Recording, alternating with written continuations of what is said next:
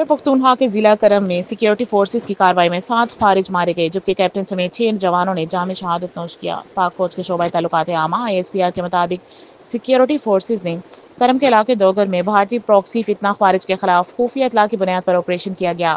ISPR نے بتایا کہ سیکیورٹی فورسز کی بروقت اور مؤثر کارروائی کے نتیجے میں 7 خارج ہلاک مارے گئے۔ مسلم لیگ نون اور پیپلز پارٹی نے وزیر اعظم آزاد کشمیر کے خلاف عدم اعتماد کی تحریک پر دستخط کر دیے۔ آج تحریک جمع کرائے جانے کا امکان ہے۔ وزیر اعظم آزاد کشمیر چودھری انوار الحق نے استعفے کے لیے مشروط رضامندی ظاہر کی ہے۔ ذرائع کے مطابق چودھری انوار الحق نے حامی وزراء اور اراکین اسمبلی کے لیے ترقیاتی فنڈز اور جاری منصوبوں کی گارنٹی مانگ لی۔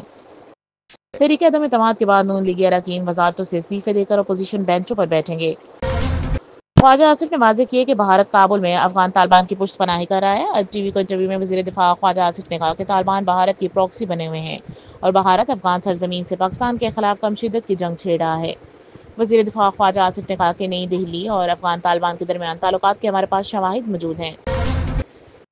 صدر ڈونلڈ ٹرمپ اور چینی صدر شی جن پنگ کی جنوبی کوریا کے شہر بوسان میں 6 سال بعد اہم ملاقات ہوئی ہے۔ امریکی صدر نے چینی ہم منصب سے مکالمہ کیا کہ آپ سے دوبارہ مل کر خوشی ہوئی۔